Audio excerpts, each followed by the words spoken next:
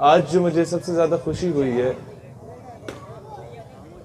وہ جو چھوٹے چھوٹے بچے ہیں، انہیں سمجھ تو نہیں آ رہی ہماری باتیں، لیکن کچھ پاکستانی تھے، وہ ترکی میں گئے تو کہتے ہیں ہم نے دوران نماز جب پچھلی صفوں میں بچوں کے کھیلنے کی آوازیں سنائی دی نا، ہمیں دوران نماز جب پچھلی صفوں میں بچوں کے کھیلنے کی، شور مچانے کی، ایک دوسرے کے ساتھ آوازیں سنائی دیں، تو ہمیں اندازہ ہو گیا کہ ترکی والوں نے اپنے آنے والی نسل بچا دی ہے۔ سمجھے آپ لوگ اس بات کو؟ یہاں پر ہم کہتے ہیں بچوں کو نہ لایا کرے، شور مچاتے ہیں، وہ اسی طریقے سے تربیت ہوتی ہے۔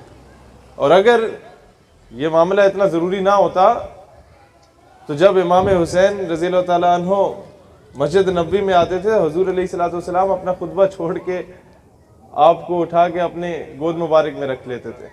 یہ امپورٹنس بتانا چاہتے تھے۔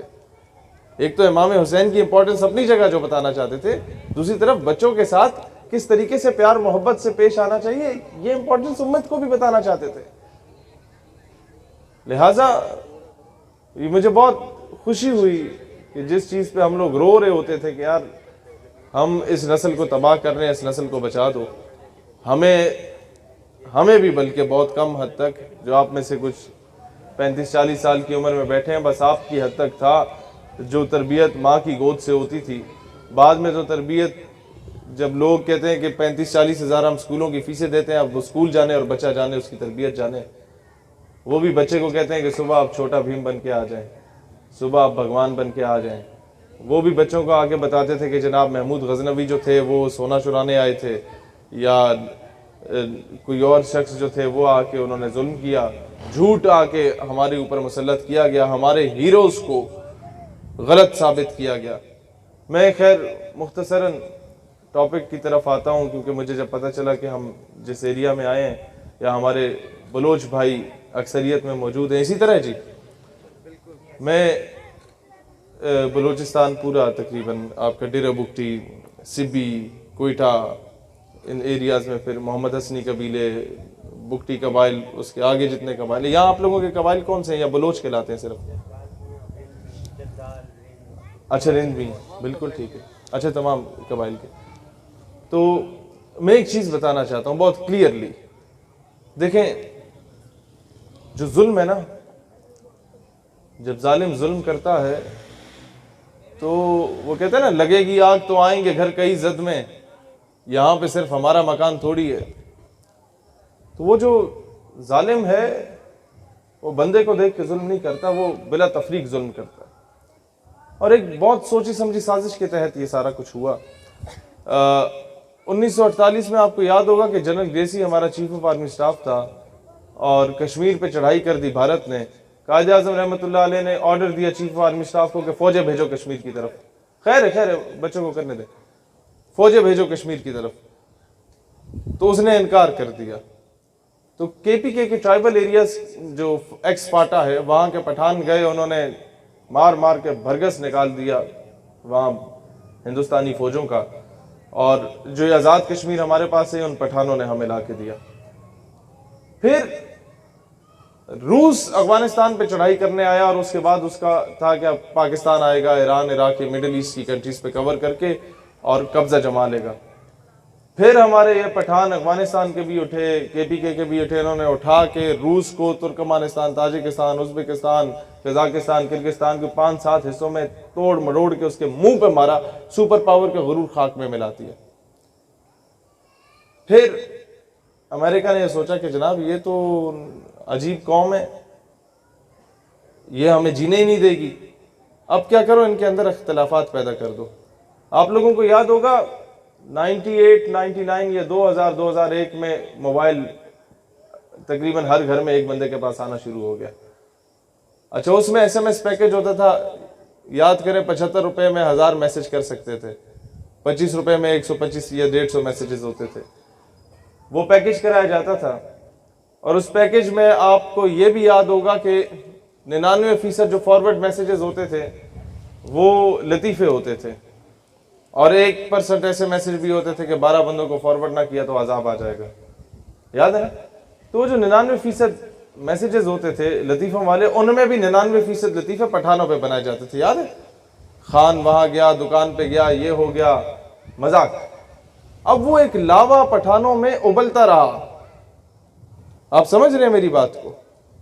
وہ میسج بلوچ بھی فارورڈ کرے، پنجابی بھی فارورڈ کرے، کشمیری بھی فارورڈ کرے، بہاری بھی فارورڈ کرے، اردو سپیکنگ بھی فارورڈ کرے، سندھی بھی فارورڈ کرے۔ اب پٹھان جب اسے میسج پہنچتا یا اس کے سامنے آپ لطیفہ بولو تو وہ مسکرا دیتا، نظر انداز کر دے، کبھی لڑا نہیں آپ کے ساتھ، لیکن اندر ہی اندر لاوا ابلتا رہا۔ اور ایک وقت کے انتظار میں تھا کہ کوئی شخص اٹھے اور اس لاوے کا میں جواب دے کے پٹک کے ماروں ان سب کو، اور اس سے نقصان کس کا ہوتا ہے؟ پنجابی، پٹھان، یہ سندھی بلوچی کا نہیں، پاکستان کا ہوتا ہے۔ اور الٹیمیٹلی اسلام، یہ جو نقصان ہے وہ اسلام کا ہوتا ہے، کیونکہ پاکستان جو بنا تھا وہ تو اسلام کے نام پہ بنا تھا۔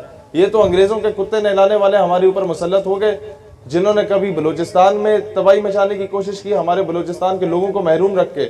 سوئی گیس وہاں سے نکلتی ہے، ہمارے پنجاب تک آ جاتی ہے، ڈیرہ بگٹی کی اپنی عوام کو کوئی نہیں ملی۔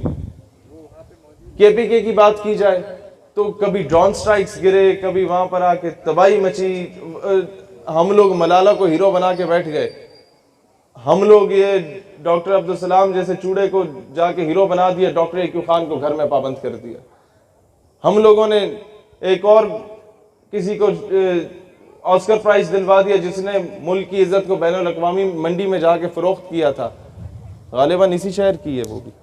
تو ہوتا کیا ہے کہ جو اصل ہیروز ہیں ان کو نظر انداز کیا گیا، ملالہ کو ہیرو بنا دیا گیا، پٹھان کو دہشت گرد بنا دیا گیا کہ یہ تو دہشت گرد ہیں سارے۔